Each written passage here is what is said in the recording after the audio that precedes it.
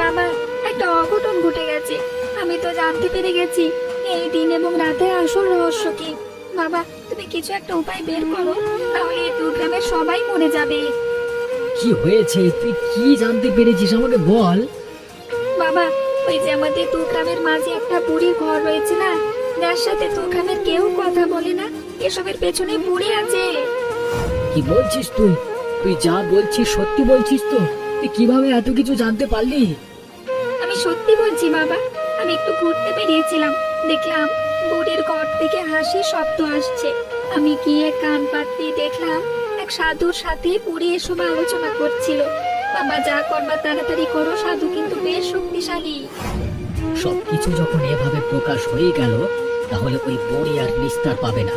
ওই বুড়ি আমাদের উপরে জেদ দেখিয়ে আমাদের এমন সর্বনাশ করবার চেষ্টা করছে। কিন্তু কিন্তু ওই বুড়ি এমন কাজ করছে কেন বাবা? আমাদের উপরে বুড়ি কিসের এত রাগ? আর ওই বুড়ির সাথে সবাই কেন কথা বলছে না? সেসব জেনে তোর কাজ নেই। আমি যাচ্ছি, হারেন্দ্রর সাথে কথা বলতে হবে। তারপর ও আর আমি মিলে বুড়ির বাড়িতে যাব। বুড়িকে বোঝানোর চেষ্টা করব, না হলে আর কোনো উপায় খুঁজে পাওয়া যাবে না। যা করবার তাড়াতাড়ি করো বাবা।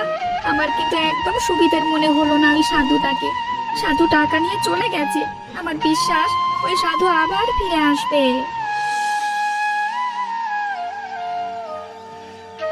দেখো বুড়িমা, তোমার সাথে আমরা কিছুই করিনি।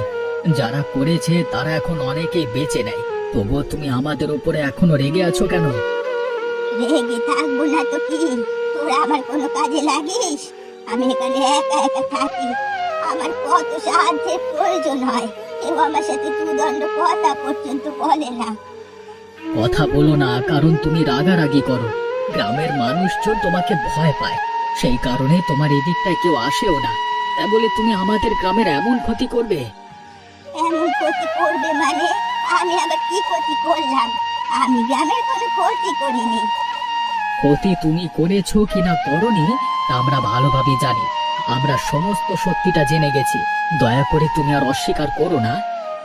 তোরা কিন্তু আবারও আমাকে অপমান করছিস, আবারও মিথ্যে বদনাম দিচ্ছিস আমাকে। আমি বলছি এর ফল কিন্তু ভালো হবে না। আমি একবার সমস্ত কিছু মেনে নিয়েছি, আর একবার যে মেনে নেব এমনটা ভাবিস না। আর বুড়িমা, তুমি অযথাই রেগে যাচ্ছ। আমরা তো তোমার সাথে এখানে তর্ক করতে আসিনি, তোমার সাথে নিশ্চিন্তে দুটো কথা বলতে এসেছি। দেখো তো গ্রামের অবস্থা, একটি গ্রামে সূর্য উঠছে না, আরেকটি গ্রামে সূর্য ডুবছে না। এমন ধরনের কাহিনী আগে কখনো কেউ দেখেছে? আশ্চর্য, তোরা বারবার একই কথা কেন বলছিস? কি হয়েছে না হয়েছে সে তো আমি দেখতেই পাচ্ছি। আমাকে বলবার কি আছে? আমি এসবের সাথে জড়িত নই। তোরা এখান থেকে চলে যা, চলে যা বলছি। আমাকে একাই থাকতে দে। তুমি একা থাকবে কেন? তোমাকে সবাই ভয় পায় বলে তোমার সাথে কথা বলে না বলে? তা বলে তুমি যে আমাদের গ্রামের বাইরের লোক তা তো নও। আমি আর একটা কথাও শুনতে চাই না। যাবি তোরা এখান থেকে, যাবি? নাহলে লাঠি দেখেছিস, এই লাঠি দিয়ে পিটিয়ে তবে তোদেরকে বিদায় করবো।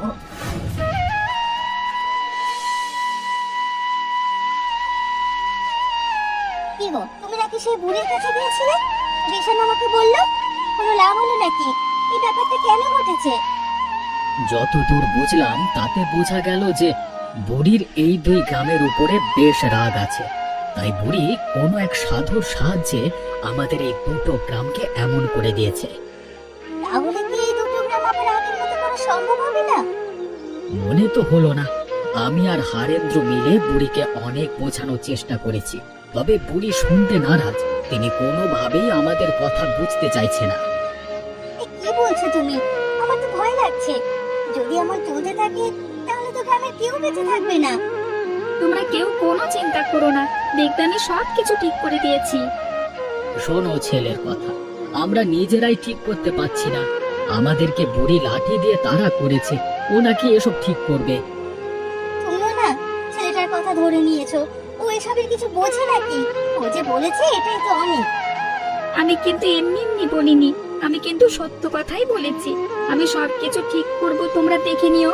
ওই সাধুকে আমি চিনি, ওই সাধুকে যদি একবার আমি পাই না, তাহলে নাস্তা নাবুদ করে দেব।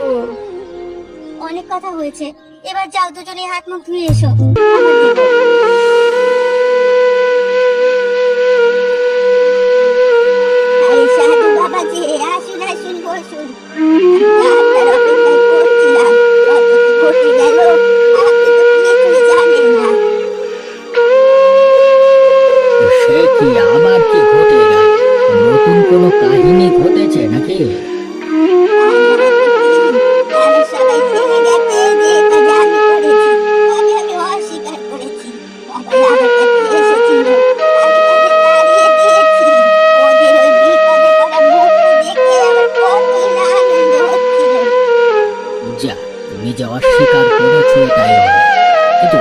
যখন সন্দেহ করেছে কোনো কিছু না জেনে সন্দেহ করে, আমাদের কথাবার্তা যে কোনোভাবে অন্য কেউ শুনে নিয়েছে।